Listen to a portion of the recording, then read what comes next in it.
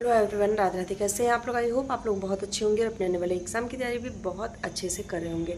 तो अगेन आप लोग का चैनल पे बहुत ज़्यादा स्वागत है। अगर आप लोग पहली बार चैनल पे आए हैं तो प्लीज़ सब्सक्राइब जरूर करिएगा, वीडियो को शेयर कर दीजिएगा अपने फ्रेंड्स फैमिली ग्रुप में, ताकि उनके लिए भी ये वीडियो हेल्पफुल हो सके। और आप यूपी के किसी भी जिले से हैं तो मेरे चैनल को आप लोग सब्सक्राइब कर सकते हैं। यहाँ पर आपको ऑथेंटिक संविदा की जितनी भी भर्तियाँ आती हैं उनके बारे में सही समय पे अपडेट दिया जाता है। ठीक है, तो चलिए स्टार्ट करते हैं। आज की वीडियो काफ़ी ज़्यादा इंपॉर्टेंट और काफ़ी ज़्यादा स्पेशल होने वाली है उन कैंडिडेट के लिए जिन्होंने भी यूपी टेट का एग्ज़ाम दिया हुआ था 2026 में।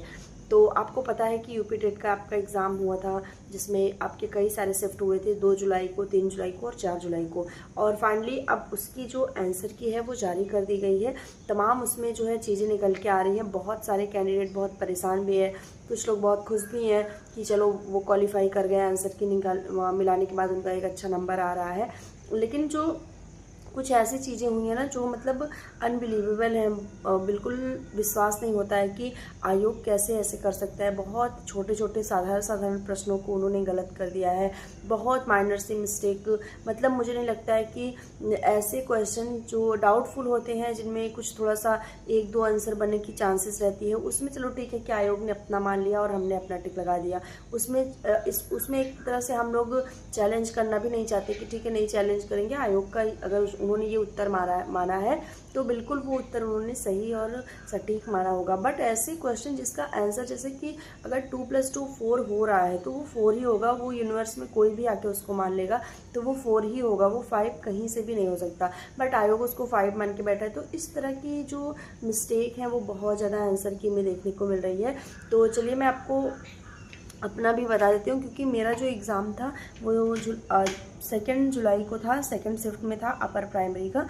तो पहले मेरे जो नंबर बन रहे थे वो 110 बन रहे थे। आप लोग को मैंने बताया था मतलब वीडियो के माध्यम से, अगर आप लोगों ने देखा हो तो 110 बन रहे थे। लेकिन अभी जब मैंने आंसर की चेक की तो मेरा नंबर जो है वो 108 हो गए हैं। 2 क्वेश्चन जो है वो कट गए हैं, मतलब 102 क्वेश्चन सही हो रहे हैं। तो एक तरह से चलो ठीक भी है कि मैं मतलब 2 ही क्वेश्चन कम हो रहे हैं, मैं क्वालिफाई कर गई हूँ। लेकिन ऐसे कैंडिडेट जिनका 81 नंबर बन रहा था या 82 नंबर बन रहा था, या फिर जिनका जो जनरल कैटेगरी से हैं 89 पे थे या 90 पे थे, तो उनका अगर 1-2 क्वेश्चन माइनस हो जा रहा है तो फिर वो डिस्क्वालीफाई हो जाएंगे बहुत आसानी से, उनको भर्ती मतलब वो बाहर हो जाएंगे इससे। तो मैं आप लोग को कुछ चीज़ें दिखाऊंगी कि इतने मेरे जो शिफ्ट में कैसे क्वेश्चन गलत हुए हैं और जिसका आंसर क्या था बट उन्होंने क्या इसका आंसर लगाया है, ऐसा क्यों उन्होंने किया है। तो सबसे पहले मैं आपको सीडीपी दिखा देती हूँ कि सीडीपी में एक ऐसा क्वेश्चन जिसका एक पॉजिटिव आंसर है, पॉजिटिव उसका है, चाहे वो मैंने गूगल पे देखा, टीचर्स का देखा, लेट्स लर्न का देखा, सचिन एकेडमी का देखा, और भी तमाम जो टीचर्स सीडीपी पढ़ाते हैं अच्छे खासी लेवल की, तो उनका मैंने देखा। वहाँ पे मैं आपको बताऊंगी कि किस तरह से जो चीज़ें हैं, मतलब उसका क्या आंसर बन रहा था और क्या उन्होंने दे दिया है, जो कहीं से किसी भी स्थिति में वो आंसर सही ही नहीं है। लेकिन भर्ती बोर्ड ने अपनी मनमानी की है और वो अपने हिसाब से उसको आंसर उन्होंने दे दिया है। और अब पता नहीं वो चैलेंज में वो उसको चेंज करते हैं कि नहीं। और सबसे बड़ी बात यह है कि टीटी में आपको पता है कि नेगेटिव मार्किंग नहीं है, तो इसके चैलेंज करने के भी 500 रुपये हैं। आपको पर क्वेश्चन 500 रुपये देना होगा। और अगर आपका चैलेंज मतलब सही होता है, आपके जो आपने क्वेश्चन बताया है, आंसर बताया, अगर वो सही होता है तो भर्ती बोर्ड आपके जो 500 रुपये वो आपके अकाउंट में वापस कर देगा। लेकिन इतना प्रोसेस करना जो है, जो छोटे क्वेश्चन है, फिलहाल क्या होता है क्या नहीं मैं आपको बताऊंगी। और 8 जुलाई से 14 जुलाई तक आपका यहाँ पे जो आप चैलेंज वगैरह कर सकते हैं 14 जुलाई तक आप। तो चलिए मैं आपको सीडीपी का वो क्वेश्चन दिखाती हूँ जिसमें उन्होंने मिस्टेक की है। तो यहाँ पे आप लोग देख पा रहे हैं कि स्वरों में आत्मचेतना बढ़ने के कारण निम्न हो सकते हैं। मतलब ये एक क्वेश्चन सीडीपी का आया था जिसमें उन्होंने क्वेश्चन आंसर अलग है और उन्होंने अलग दिया है। तो इसमें आप लोग देखिए, पहला ऑप्शन था बेहतर सोच, दूसरा था बेहतर प्रतिक्रिया, तीसरा शारीरिक ठहराव, सामाजिक अलगाव। तो शारीरिक ठहराव और आत्मचेतना का कोई लेना देना नहीं है। थर्ड ऑप्शन ऐसे ही कट हो जाता है। सामाजिक अलगाव भी आत्मचेतना का कोई ऑप्शन नहीं है यहाँ पे, तो ये भी गलत हो जाता है। अब इन 2 ऑप्शन में मुझे थोड़ा सा डाउट था, तो मैंने जो पहला है वो टिक कर दिया था कि चलो बेहतर सोच जो है वही आपके जो सेल्फ कॉन्फिडेंस है उसको बढ़ा सकता है, उसको इम्प्रूव कर सकता है। लेकिन यहाँ पे जो आयोग ने उत्तर माना वो है सामाजिक अलगाव। लेकिन टीचर्स भी यही बता रहे हैं कि बेहतर सोच ही होगा, गूगल भी यही बता रहा है, जितनी बुक है ऑथेंटिक एनसीईआरटी की, एससीईआरटी की, उसमें भी बेहतर सोच को ही बताया जा रहा है। मतलब जो उन्होंने बुक का तो ये क्वेश्चन है जो सबकी यहाँ मतलब जब मैंने चीज़ें देखी तो उसमें भी पहला ऑप्शन था, बट आयोग ने उसको सामाजिक अलगा माना गया है। तो सीडीपी का एक क्वेश्चन है जो सेकंड शिफ्ट में माइनस हो जाता है। तो ये पहला क्वेश्चन था जो माइनस होता है सेकंड शिफ्ट में। ऐसे ही थर्ड शिफ्ट में मैं देख रही थी जुलाई के, तो बहुत सारे क्वेश्चन हैं। मतलब मैथ में तो लाइन से भाई साहब 7 क्वेश्चन गलत हुए हैं। मतलब 30 में अगर 7 क्वेश्चन गलत हो जाते हैं किसी के, तो क्या ही उसका होगा। और बहुत सारे मतलब कुल मिला के 15 से 17 क्वेश्चन गलत हैं। ऐसे ऐसे हिंदी में मिस्टेक हुए हैं जिसका कोई तुक ही नहीं बनता है कि आयोग उसको कैसे इतना गलत मान जाता है। मुझे लगता है कि इतने पढ़े लिखे लोग वहाँ पे होते हैं, इतनी सारी चीज़ें होती हैं, फिर भी लोग कैसे ये चीज़ क्यों कर रहे हैं स्टूडेंट्स के साथ। अगर उनका कोई और मोटिव है तो हो सकता है, बाकी मुझे नहीं लगता कि अगर आपके पास थोड़ी बहुत भी नॉलेज है तो आप इतने छोटे छोटे क्वेश्चन गलत करोगे। हिंदी वगैरह में जैसे कि अंधाधुंध का मतलब एक आँख से देखना, इसका क्या अर्थ होता है मुहावरे का, उसमें अंधाधुंध करना, मतलब कुछ भी आंसर दे रहे हैं उनका, बिना सिर पैर के दे रहे हैं। तो फाइनली एक ये क्वेश्चन था। सेकंड मैं आपको जीएस में क्वेश्चन दिखाती हूँ जो मेरा मिस्टेक हुआ, मतलब मैंने सही लगाया है बट आयोग ने उसको गलत माना है। वो ये क्वेश्चन है कि वह कौन सी प्रक्रिया है जिसके द्वारा कुछ सूक्ष्म जीव सूर्य के प्रकाश की बजाय रासायनिक अभिक्रियाओं से उत्पन्न ऊर्जा का उपयोग करके शर्करा भोजन का उत्पादन करते हैं। तो इसमें मैंने रसायन संश्लेषण लगाया है। टीचर्स भी यही बता रहे थे, आने के बाद मैंने चेक किया था, रैंडमली ऐसे चेक कर लिया था, तो उसमें यही सही था। अभी भी वो यही सही बता रहे हैं, बट यहाँ पे उन्होंने किण्वन माना है।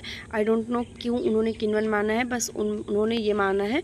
बाकी अभी भी सारे टीचर्स यही बोल रहे हैं कि रसायन संश्लेषण ही सही होगा। ऐसे क्वेश्चन गलत हुए हैं। और 3 जुलाई की फर्स्ट शिफ्ट में तो भाई साहब बहुत क्वेश्चन गलत हैं, बहुत ज़्यादा गलत हैं। तो अब रही बात चैलेंज करने की कि कौन चैलेंज करेगा या मैं चैलेंज करूँगी कि नहीं, तो मैं आपको बता दूं कि मैं ही नहीं, जितने भी कैंडिडेट ऐसे हैं जो भी 100 प्लस में हैं या जो 110 हैं या जो 120 हैं, वो चैलेंज करने नहीं जाने वाले हैं, बिल्कुल भी नहीं जाने वाले हैं। क्योंकि उनको 1-2 नंबर अगर घट जाता है ना, तब भी उनको कोई फ़र्क नहीं पड़ता, क्योंकि वो क्वालिफाई हैं। उनका जो एक 90 नंबर आना चाहिए जनरल कैटेगरी में, वो क्वालिफाई हैं, तो वो नहीं जाएंगे अपना मतलब उसमें भिड़ने। तो मैं आपको यही बता दूं कि अगर जो 82 पे हैं ओबीसी SC ST के घट रहे हैं, 81-80 आ जा रहे हैं, या फिर जो 90 पे थे जनरल के वो भी घट के आ जा रहे हैं 89 पे 88 पे, तो वो लोग चैलेंज करें। आप लोग अगर अपने लिए आवाज़ नहीं उठाएंगे तो आपके लिए कोई आवाज़ नहीं उठाएगा। तो आप लोग अपना चैलेंज करिए विद प्रूफ। NCERT का SCERT का जो भी आपके पास कंटेंट है उसको विद प्रूफ आप लोग लगाइए। अगर आप ऐसा नहीं करते हैं तो आप डाउन हो जाएंगे और डिस्क्वालीफाई हो जाएंगे, और फ्यूचर में पता नहीं कब वैकेंसी आती भी है टेट की या नहीं आती है क्या, क्योंकि आपको पता है कि 3-4 सालों बाद आई थी, इस बार बहुत दिनों बाद आई थी। तो आप लोग अपना चैलेंज करिए, 101% आपको जो है वो सफलता मिलेगी, क्योंकि आपको पता है कि क्वेश्चन सही है, एकदम सही है, आंसर एकदम सही है जो आपने लगाया है।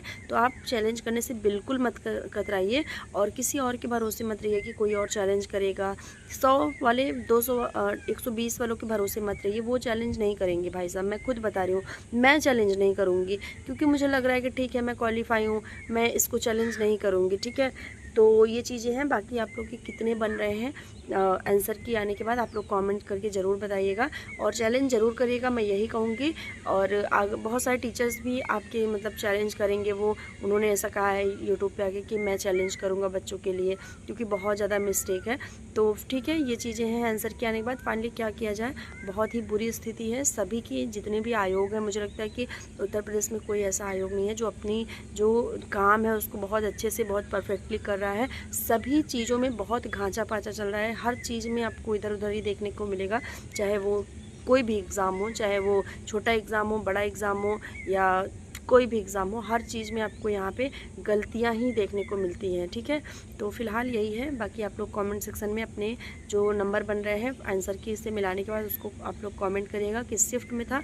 अब ये देखिए, हाँ एक चीज़ तो मैं बताना भूल गई, अब नॉर्मलाइजेशन का इसमें जो खेल होगा ना, जो इन्होंने मिस्टेक किया है ना, इतना तगड़ा इतना बुरा खेल होने वाला है नॉर्मलाइजेशन का कि आप बिलीव नहीं कर सकते हैं। सोचिए, जब ये क्वेश्चन ही घटा दे रहे हैं, ठीक है, इनके नज़र में ये गलत चीज़ें आ जा रही हैं, तो नॉर्मलाइजेशन में ये क्या करेंगे। मुझे तो लगता है कि कहीं 100 वालों को भी ये डिस्क्वालीफाई ना कर दे, ठीक है, इनका कुछ कहा नहीं जा सकता भाई।